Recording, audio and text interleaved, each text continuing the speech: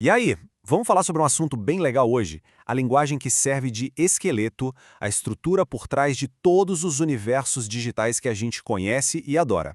Pensa bem, como é que um jogo online consegue lembrar de cada item, de cada coisinha que um personagem tem? Pois é, não é mágica não. A verdade é que por trás de tudo isso existe uma estrutura muito sólida, um verdadeiro esqueleto que guarda todas essas informações.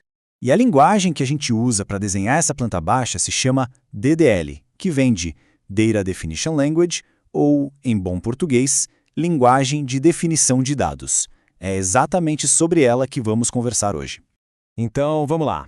Antes de sair criando personagens, itens, qualquer coisa, o mundo em si precisa existir, né?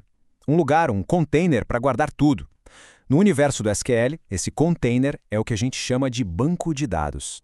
E olha como é simples criar esse mundo. Com esse comando aí, Create Database, a gente dá o primeiro passo.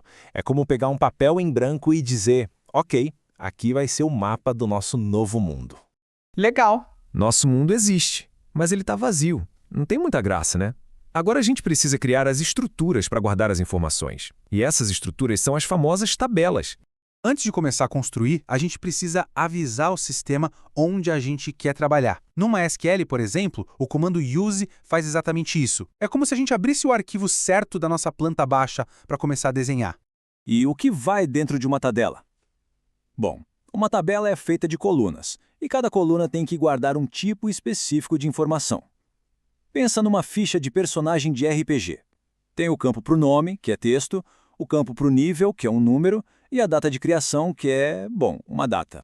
Olha só que interessante essa analogia. O nível do personagem seria um integer, ou seja, um número inteiro. O nome dele seria um varchar, que é um tipo de dado para guardar texto.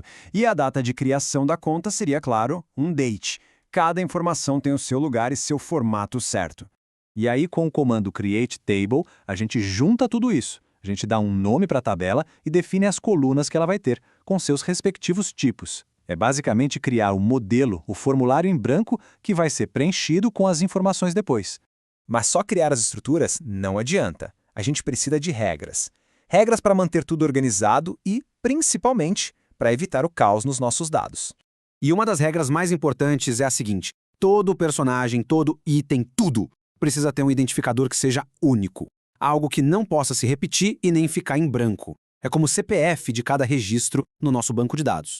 E é aqui que entram as duas regras de ouro, a chave primária e a chave estrangeira. A primária é esse identificador único, o número de série de cada item. Já a estrangeira é o que cria a conexão, o link. É tipo a etiqueta num item do inventário que diz: ei, esse item pertence àquele personagem específico. Olha só como isso fica no código. A gente adicionou not null na coluna nome para garantir que ela seja sempre preenchida. E depois, a gente definiu a coluna número como a primary key, a chave primária. Agora sim, essa tabela tem uma identidade única para cada registro.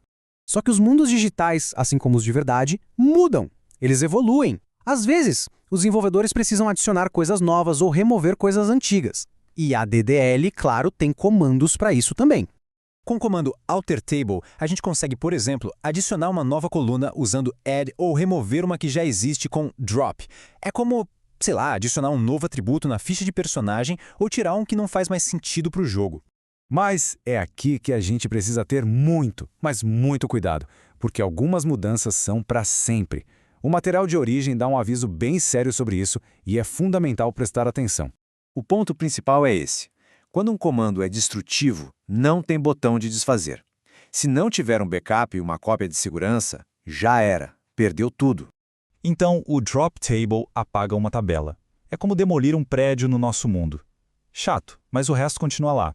Agora, o drop database, esse é o botão vermelho nuclear. Ele apaga o mundo inteiro, o mapa completo. Tudo mesmo, vai embora para sempre.